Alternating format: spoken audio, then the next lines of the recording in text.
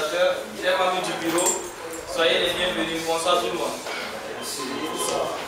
J'ai l'honneur de vous présenter le début de notre première activité, activité appelée activité de culture générale. Cette activité ACG a été initiée depuis l'année passée pour que les Africains qui vivent ici à Gaziantep, pour pouvoir se cultiver, essayer de se donner des idées, des perspectives, pour voir comment est-ce que nous allons pouvoir vivre bien ici. On dit tout de suite l'équipe de l'IOFA qui a fait un très bon match, qui a gagné 5 à 0 en Turquie et aller développer notre cher continent qui est l'Afrique. Cette année, nous avons initié l'activité EGEN. Et les pays qui doivent présenter, c'est 2 pays que nous avons maintenus, à savoir le Congo démocratique RDC, et le pays Centrafrique. La Centrafrique aussi doit présenter. Donc, la présentation prochaine, ça sera la Centrafrique. Permettez-moi de vous donner également le programme de cette présentation. Comment ça va se dérouler? La présentation, ça sera sur 2 phases, c'est-à-dire 3 phases. La première partie de la présentation, les membres qui doivent présenter, ils vont présenter leur pays sur la situation de façon générale. Ils vont présenter également les difficultés, les suggestions qu'ils ont à proposer. Et la deuxième partie va être phase de questions. Et la troisième partie sera maintenant phase de débat. Je vous offre tous salam alaikum pour les musulmans et pour les chrétiens. Je suis content de donner cette opportunité de parler de Congo. Donc, comme vous, peut-être, il y a beaucoup de gens qui me connaissent. Donc, je m'appelle Lucien Dorman, je vais me présenter. Je viens de la République démocratique du Congo. Et puis, j'étudie ici à Gaziantep. Sans plus tarder, comme on n'a pas beaucoup de temps, pour ceux qui ne savent vraiment pas le Congo, parce que ce n'est pas tout le monde qui connaît le Congo. Parce qu'il y a 2 Congos, il y a le Congo brazzaville et le Congo, la République démocratique du Congo. Donc, pour lui, pour quelques minutes, je vais un peu expliquer notre pays, et puis on va attaquer directement au fond de l'autre pour vous les expliquer. Alors, mon pays, c'est la République démocratique du Congo, appelée autrement la RDC, que tout le monde connaisse. Ce pays est appelé officiellement la République démocratique du Congo, donc qui est l'ex-Zaïre, donc le passé. Comme la RDC est démocratique de son nom, il est aussi appelé officiellement Congo-Kinshasa. Donc ceux qui savent, le Congo c'est le pays de Kinshasa, c'est la capitale du Congo.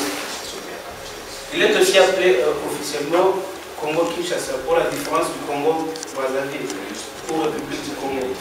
C'est un pays d'une très grande superficie de 2,3 millions de km², soit environ 33 fois plus grand que le Benelux, Belgique, Pays-Bas et Luxembourg, 4 fois plus grand que la France ou 2 fois plus grand que le Québec, qui est le Canada, et soit l'équivalent de l'Europe entière, moins l'Espagnol et le Royaume-Uni. Les habitants du Congo-Kinshasa appellent souvent leur pays simplement le Congo. Ça va? Donc, ce qui était peut-être l'année passée, donc on avait expliqué tous ces parties-là. Donc, avant l'indépendance, ce sont les Belges qui nous dirigeaient. Et dans l'indépendance, avant l'indépendance, c'est nous-mêmes qui dirigeons le pays. Donc, c'est nous-mêmes qui dirigeons notre pays. C'est nous-mêmes qui dirigeons le pays. Donc, c'est nous-mêmes qui dirigeons notre pays. Après l'indépendance, donc dans l'indépendance, c'est les Belges qui dirigeaient. Et puis après l'indépendance, nous avons récupéré notre pays. Et donc jusqu'à maintenant, il y avait le président, toutes d'autres choses. Donc, pour partir en bref, l'économie du Congo avant l'indépendance, le territoire actuellement République démocratique du Congo n'est pas défini avant la conférence de Berlin en 1895. Cet espace reste toutefois occupé par les autochtones, donc les gens qui habitent dans le pays, qui sont organisés en royaume et en empire. Donc, si nous comprenons bien, donc avant l'indépendance, il y avait le royaume et les empires. Donc, c'est que tout le monde le savent. Quoi. Donc, à ces temps-là, l'économie était comment? L'économie était juste la cueillette, la pêche et la chasse. Donc, comme tous les pays des Afriques, comme nous le savons souvent, donc dans le passé, il y avait que ce genre d'économie-là. Parce qu'il n'y avait pas autre économie plus que ça. Donc la cueillette, la pêche et la chasse. Et dans l'indépendance, donc appelée CEI, donc l'État indépendant du Congo, Léopold II de Belgique, qui était le roi du Congo à cette époque-là, règne sur l'État indépendant du Congo comme s'il s'agissait de sa propriété privée. Donc en 1885 et en 1891, le libéralisme économique bat son plein, le commerce privé est encouragé et entièrement libre, car l'État n'y voit aucun inconvénient. Donc à ce temps-là, comme Léopold II dirigeait le pays, donc il n'y avait que de la commerce à ce temps-là. Et le pays était sous son royaume, donc il faisait tout. Donc Léopold II. Donc ceux qui ne savent pas, Léopold II, c'était un Belge, donc le Congo était... Il est aussi appelé officiellement Congo Kinshasa pour la différence du Congo Brazzaville ou République du Congo. C'est un pays d'une très grande superficie de 2,3 millions de km², soit environ 33 fois plus grand que le Mozambique. Pourquoi faire? Après ça, l'économie après Mobutu. En mai 1997, l'AFDEL, dirigé par Laurent Désiré Kabila, pris le pouvoir et inversant le régime de Mobutu, qui était le président à l'issue de la Première Guerre mondiale. Donc tout ça là, les AFDEL et puis donc les AFDEL, c'était un groupe de gens, donc je ne vais vraiment pas entrer dans les détails, pourquoi? Parce que peut-être mon ami pourra entrer dans tous ces détails-là. Donc l'AFDEL était un mouvement de Laurent Désiré Kabila. Donc après le président Mobutu, c'est le président Laurent Désiré Kabila qui avait pris le pouvoir. Mais comment est-ce qu'il a pris le pouvoir? C'est une très longue histoire, donc on ne peut pas entrer dans tous ces détails-là. Peut-être dans des questions, si vous pouvez poser encore, on va donc pris le pouvoir et inversant le régime de Mobutu, qui était le président à l'issue de la Première Guerre mondiale. Sous Kabila, le terme d'imposition corrompue, le force de police et initia la remise en état de réseau routière laissée à l'abandon. Initia la remise en état de réseau routière laissée à l'abandon. Donc le franc congolais fut retrouvé.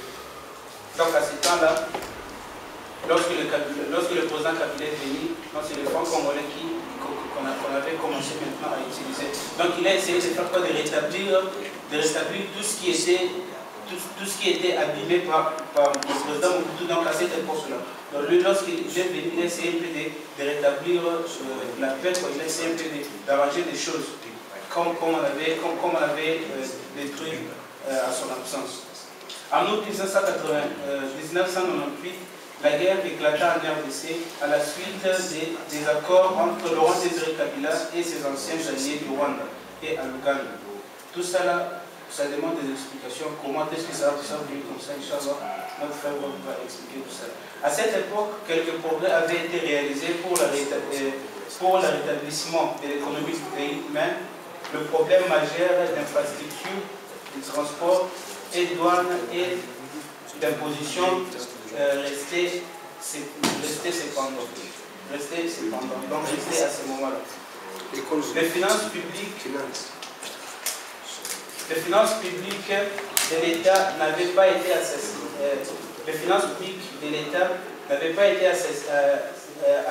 assainies et le relation avec le finaliste de finaliser un accord avec le fonds d'investissement, donc la Banque internationale pour la construction de la développement pour la République démocratique du Congo. Donc si nous comprenons bien, FMI à la Banque mondiale restait conflictuelle. De nombreuses entrées gouvernementales n'étaient toujours pas comptabilisées et non incluses dans les statistiques officielles. Les relations avec la Banque mondiale furent suspendues à la suite de l'impossibilité de finaliser un accord avec le fonds d'investissement, donc la Banque internationale pour la reconstruction de la développement pour la République démocratique du Congo. Donc si nous comprenons bien, à cet état-là, suite aux problèmes, suite aux guerres, donc il y avait un peu la chute du côté économique.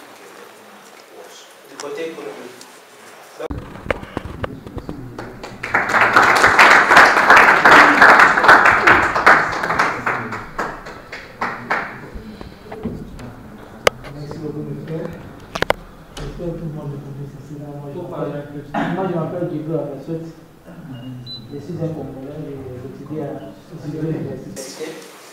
Moi, je vais parler au niveau des conflits de notre pays. Donc, pourquoi les Congo sont comme ça? Bon, je vais commencer par comment je vais dire la source. Le Congo, nous, on était colonisés par des Belges. Des Belges nous ont colonisés. Après, ils sont partis au Rwanda, colonisés encore au Rwanda.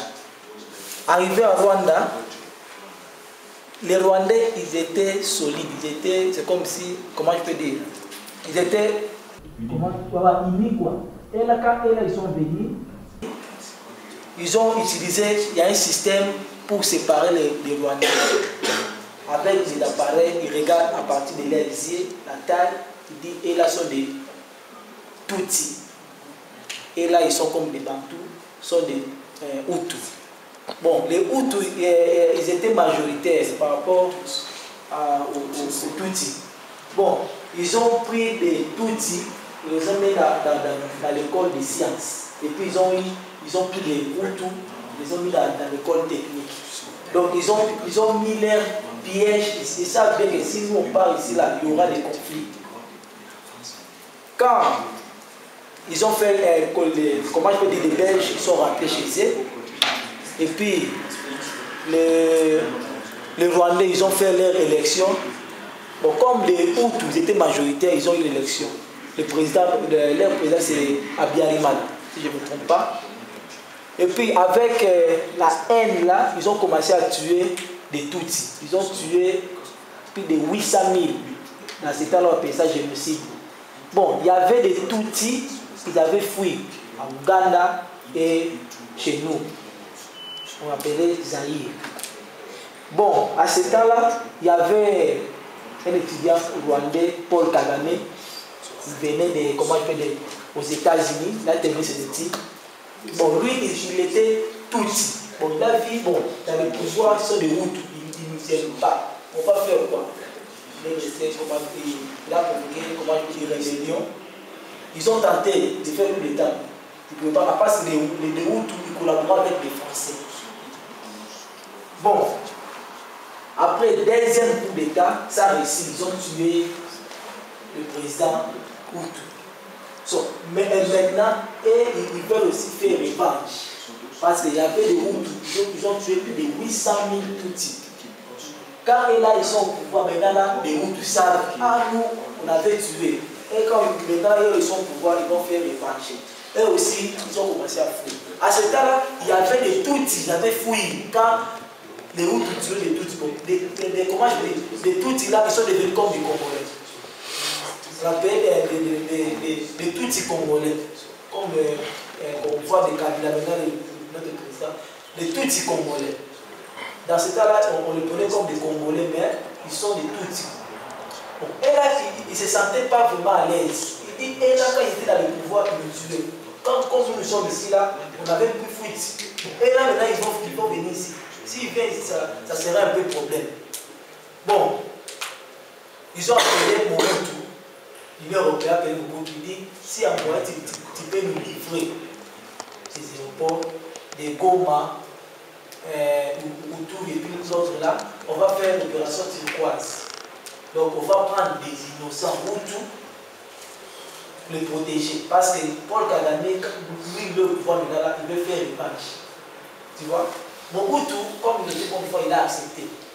C'est par là, il y avait notre conflit avec les Rwandais, ça a commencé là. Kagame a vu, non, les gens ne sont pas bien, ils nous ont tués. S'ils partent au Congo et au Zaïre, ils vont préparer encore une autre guerre pour venir me tuer encore. On va faire quoi? Il fait négocier avec Mobutu aussi à réfléchir. Comme aussi Mobutu a réfléchi, bon, il a fait en sorte de 32 ans pour nous, on va faire tout pour les éliminer. Comment on va l'éliminer? On ne peut pas rentrer comme ça avec les gens. On va chercher l'enfant du pays. Et puis on va les financer, donner des armes pour faire remplacer Mobutu. On va prendre des qu'ils ont regardé, ils ont vu Kabila du père. Ils ont appelé Kabila du père, ils ont négocié avec aussi Ouganda. Parce que Ouganda aussi, eux aussi l'avaient peur. Parce que ses ennemis, ils étaient dans le Tchad, ils venaient au Congo. Ils se sentaient à l'aise, eux aussi, ils avaient peur. Donc si les ennemis restent là-bas, ils peuvent aussi faire le boulot pour venir encore me contrôler. Ils ont pris Kabila du père, et puis il était, c'est pas comment on peut dire, Congolais, mais les soldats là, c'était les Rwandais et puis les Ougandais. Ils ont aidé Kabila à prendre le pouvoir. Kabila a pris le pouvoir. Déjà, il y avait d'autres ministres rwandais. Mais, Kabila, quand il a pris le pouvoir, bon, il a remarqué, bon, nous sommes les Congolais. Bien sûr, vous nous avez aidés. Mais, comme vous êtes maintenant là au Congo, vous voulez faire un système là, moi je suis un président congolais, mais les lois, si je veux diriger le Congo, il y a des ordres, les Congolais vont faire, ça va devenir, les lois, c'est pour que Kagame qui va diriger. Quoi. Mais, Kabila est là comme du statique. Lui dit, comme ça là, on ne va pas accepter. Donc, lui, il était direct. Parce qu'il y a des vidéos, peut-être le 5 10 minutes, on va pouvoir regarder les vidéos. Quelques parties, on peut passer.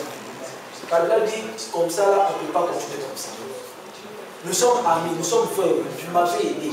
Mais l'amitié, il faut bien la prétenir. Comme ça, si vous comptez comme ça, on a arrêté de la chose. Les Rwandais, ils ont dit, ah, lui là, il a changé. Maintenant, quand il a commencé à changer ses camarades. Il a coupé les relations avec les Rwandais. Tu vois, Mobutu, comme le second fois, il a accepté. C'est par là qu'il y avait notre conflit avec les Rwandais. Ça a commencé là. Kagame a vécu jusqu'à maintenant. En réalité, ce n'est pas vraiment des Congolais, ils sont des Rwandais. Parce que là, il avait aidé le président Kabila à prendre le pouvoir. Si lui, là, il prend le pouvoir, il va d'abord garantir des frontières avec des et en plus des richesses. Comme Kabila fait comme ça, c'est pour cela que les pays se pressent. Ils ont fait tout pour l'éliminer. Ils ont éliminé et puis ils ont mis, comme c'est un jeu des Américains, ils ont mis Kabila. En disant, là, c'est le fils de Kabila, là, c'est un Rwandais, c'est un Congolais, tout.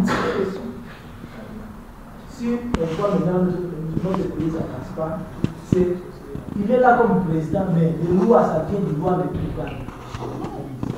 Tu vois? Et là, ils ne vont pas nous laisser tranquilles, parce que là, ils profitent de nous.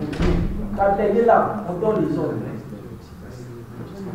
J'espère, avec ça, je ne vais pas partir trop loin. Avec ça, là, je vois, on a déjà compris. Je ne sais pas si on peut regarder même 5 minutes, il y a des parties,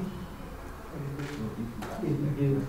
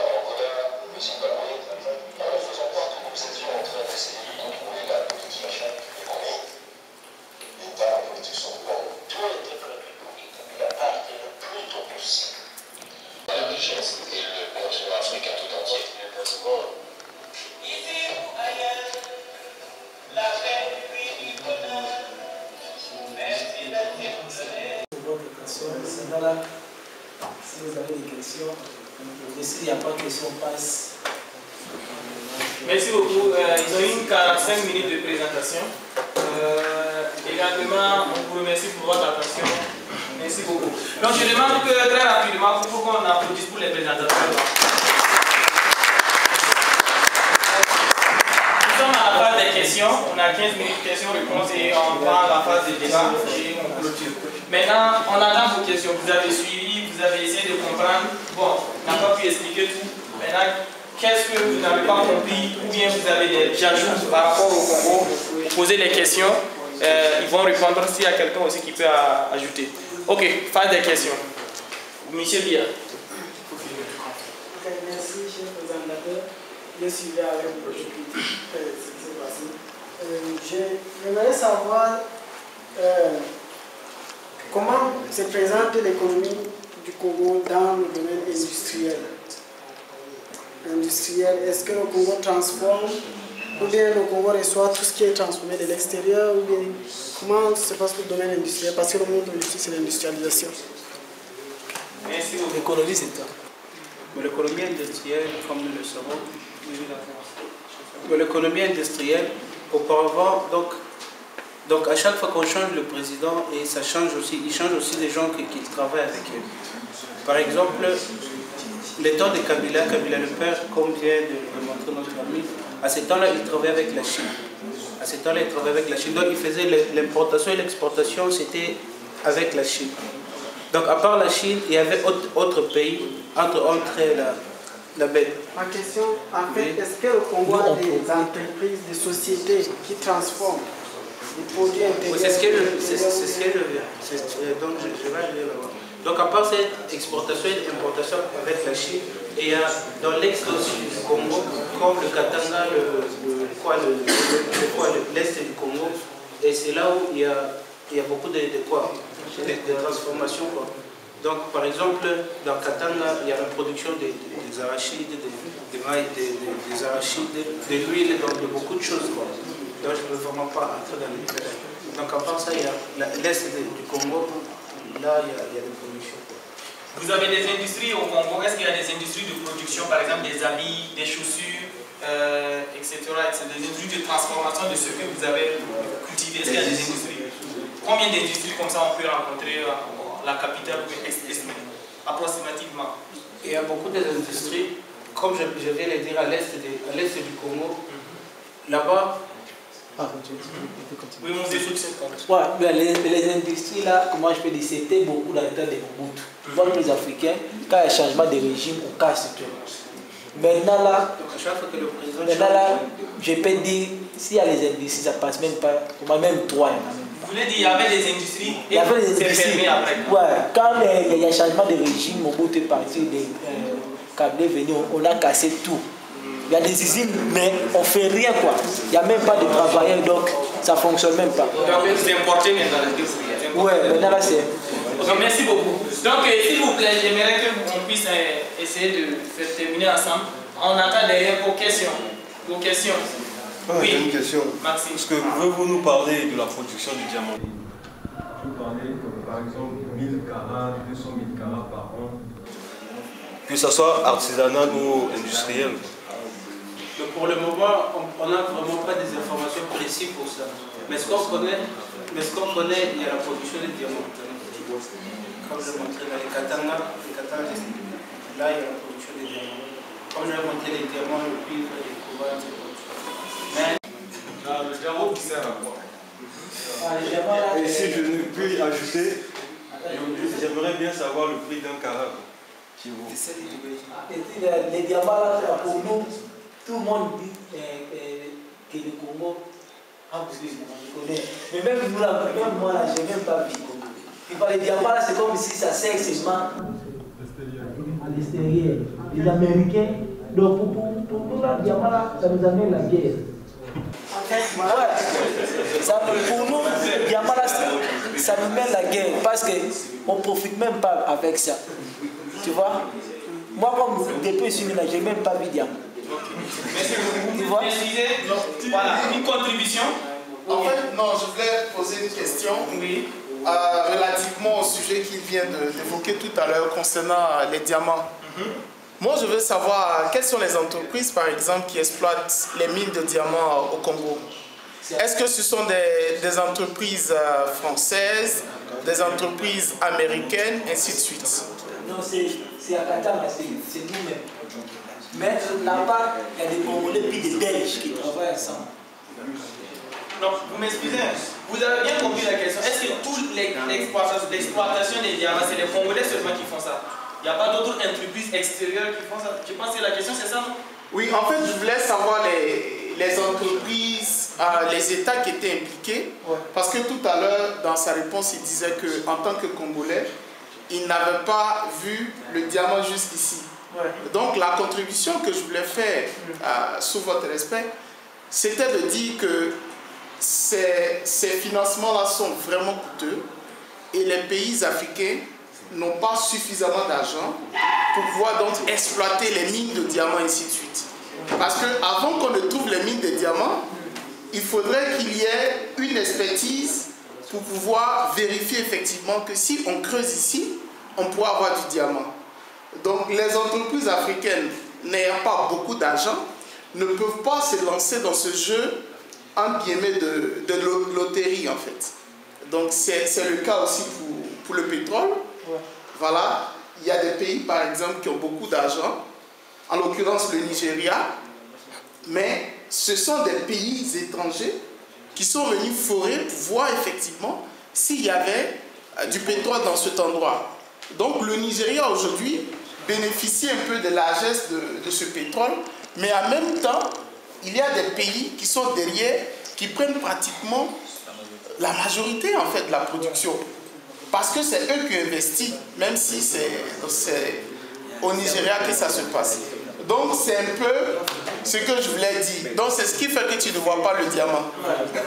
Ok, merci beaucoup. Merci beaucoup. Très rapidement, comme ceux qui viennent de contribuer. J'aimerais savoir c'est quoi la situation électrique au niveau du Congo. Pardon? L'électricité, sérieusement, au niveau du Congo, c'est comment? Parce que vous avez montré un barrage qui donne de l'électricité à d'autres pays africains. Au Congo, il n'y a pas de l'électricité. Mais au Congo, il y a plus d'électricité, mais ça n'est pas des coins. Parce que c'est pas dans le centre-ville, il n'y a pas de problème. Mais dans d'autres cités, il y a coupé, comme on dit, des listages. Tu vois, aujourd'hui, vous avez quoi? C'est même.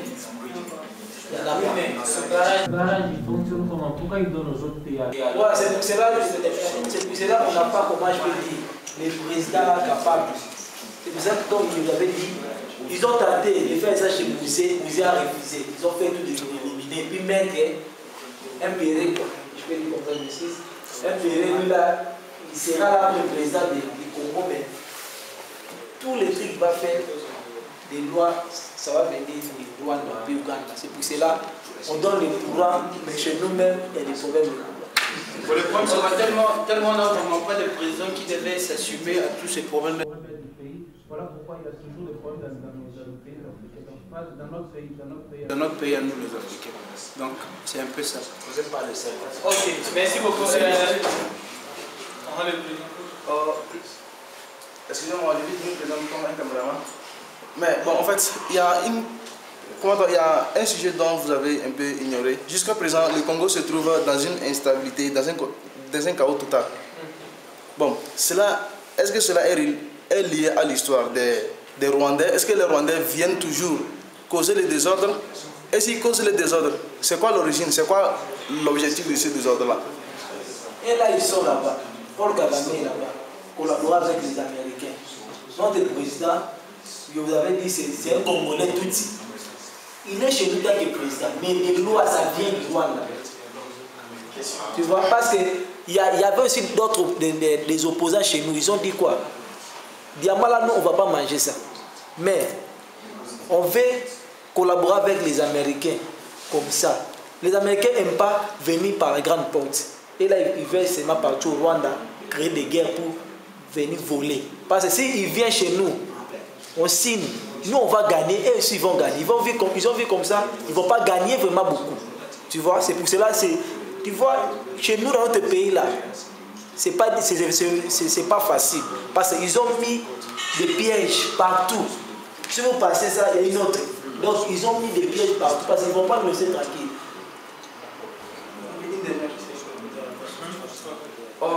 Depuis hier, sur France 24, il y avait un journal, un documentaire spécial sur le Congo qui disait que les États-Unis, les Nations Unies ont lancé une opération de nettoyage en fait contre les rébellions rwandaises.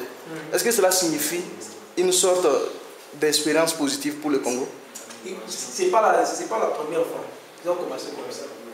C'est pas la première fois. Il y avait un rebelle Kunda Batouane. Il a tué. Tu vois? Et puis nous, on a arrêté Kunda Batouane, on a donné à l'ONU. L'ONU il a donné Kunda Batouane chez Paul Kagame. À part ça, on va les transférer à ces pays. Mais il est là-bas au Rwanda. Ils font rien. Chez nous, c'est comme ça. Ils vont venir comme ça, il dit non, on va arrêter. Il y a un jour là, je ne sais pas si j'avais dit à quelqu'un, il a dit chez vous maintenant là, il dit attends, vous allez voir. Et attends là aussi, ça a commencé. C'est comme ça. Ils font tout pour qu'ils restent chez nous. Tu vois, ils restent chez nous là, il dit il y a la paix maintenant là, ça va. Et puis ils vont signer, ils vont envoyer des casques bleus chez vous. Quand les casques bleus là par jour, on doit les payer 1 million par jour, comme eux là ils sont chez nous. 1 million, on va les rembourser. Ça va rentrer dans des dettes. 1 million de dollars français, dollars. 1 million par jour. Par jour. Dollars. Vous avez une question, s'il vous plaît, pour que la question puisse aller, si vous avez une question, vous avez des compléments, des justifications, vous levez votre doigt. Moi, je veux ajouter quelque chose. Ceux qui veulent savoir vraiment des diamants, tout ça, là, il y a devant vous ici, donc pour aussi pour renforcer quelque chose. Ok, il n'y a pas de problème. Donc, on va prendre 2 dernières questions. Après, maintenant, on va rentrer dans les vraies questions maintenant. J'aimerais que vous nous parliez du système d'éducation au Congo. Comment l'éducation est-elle bien, ou bien les universités, il y en a, les établissements où les enfants puissent s'éduquer, parce que c'est un grand pays. Vous nous avez pas aussi parlé de la population congolaise. Elle est estimée à combien? Merci. L'éducation au Congo, on vous écoute. Sur l'éducation au Congo, bon, comme nous le savons bien, c'est pas tellement comme ici, quoi. Ici, nous venons, l'éducation est vraiment un peu différente. Bon, selon moi, l'éducation de notre pays, donc ceux qui vont dans des écoles, peut-être, ils peuvent avoir une très bonne éducation. Ceux qui vont dans des écoles. Mais pas dans des écoles comme dans les universités, parce que dans les universités, là, c'est une autre éducation. L'université, c'est totalement différent, une éducation très différente. Mais ceux qui vont peut-être dans des lycées ou soit dans des humanités comme ça, ils peuvent avoir une très bonne éducation par rapport à ceux qui vivent dans la route. Mais excusez, l'alphabétisation, ça tourne autour de combien %? L'alphabétisation, comme les temps passés, il y avait les Belges, ils avaient un peu essayé de remonter le pourcentage de l'alphabétisation. Donc il n'y a pas vraiment beaucoup des illettrés dans notre pays. Combien % par exemple comme ça, l'alphabétisation? Vous avez un nombre de l'alphabétisation.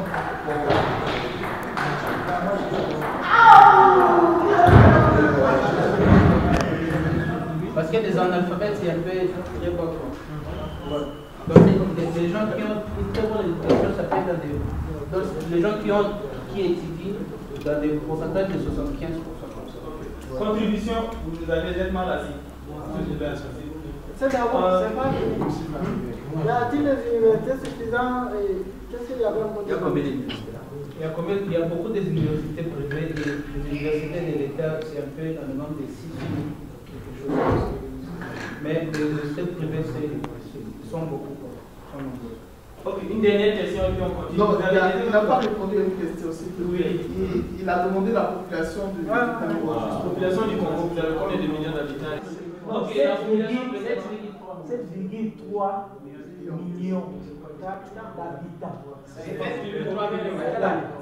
Non. La population du Congo, c'est combien? C'est 70, 70. 70 millions. 70 millions l'année c'est comme la Turquie. Mais c'est pas cette année, 70 millions. Apparemment, la dernière. La dernière. Passer au moins 20 minutes à présenter et après nous allons passer au débat. Au débat, comment aboutir aux solutions propices. Bon, en tout cas, bref, nous vous souhaitons le bienvenu et une bonne présentation. Bonne suite des programmes.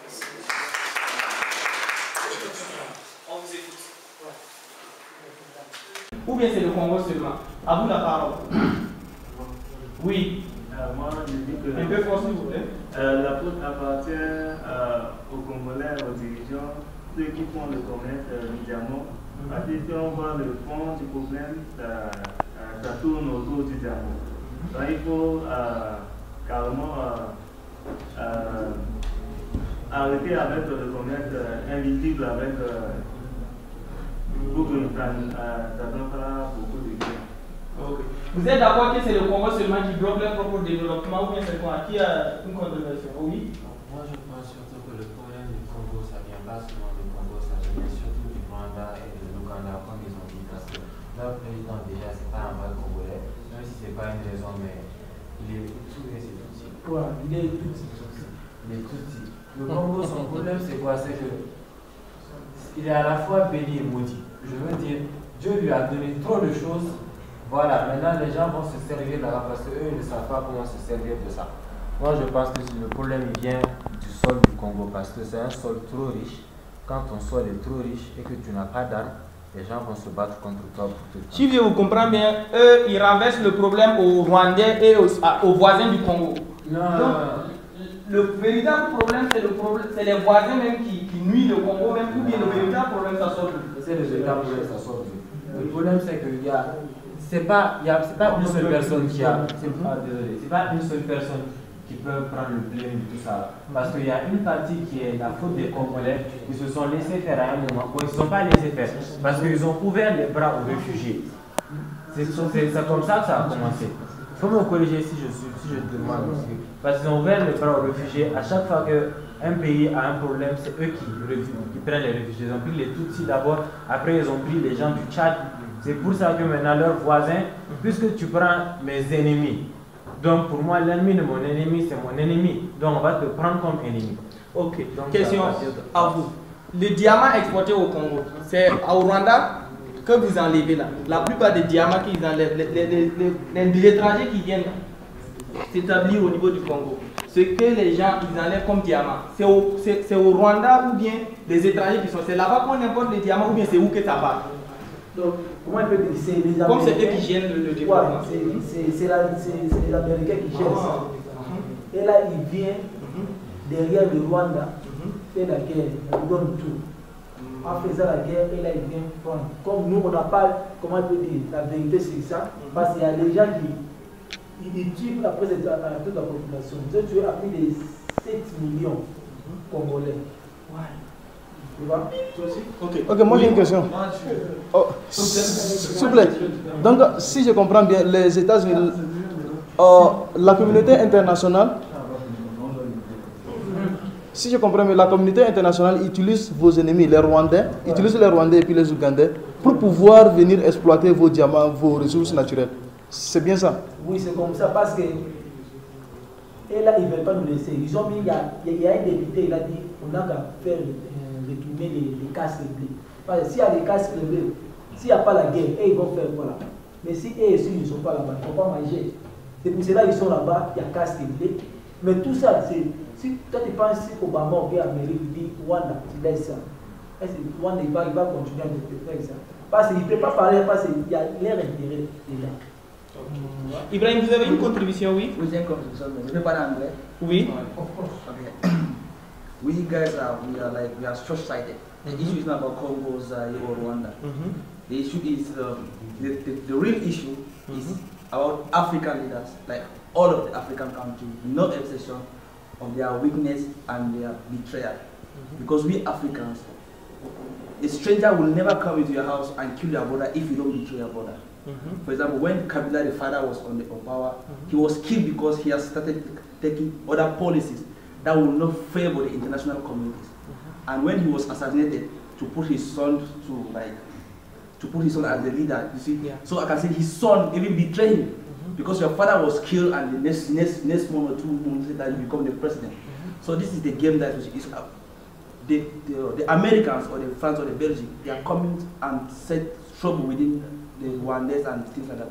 So that when the Africa will fight and clean their border, they are using the back door to be taking their diamonds and their gold and moving.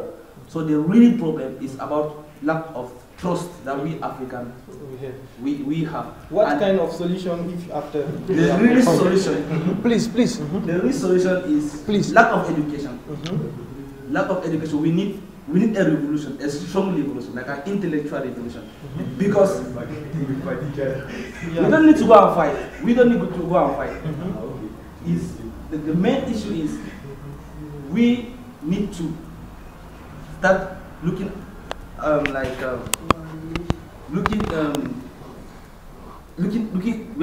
need to start looking no. Please, I'm making my word. Okay, can use French. We need to start looking in different.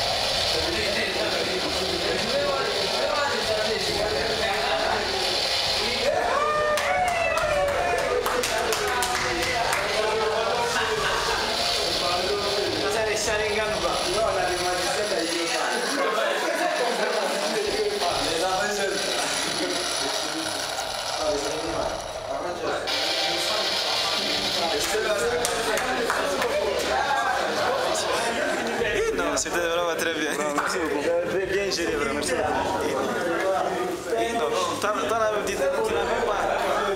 Tu n'avais même pas assis là. Ouais.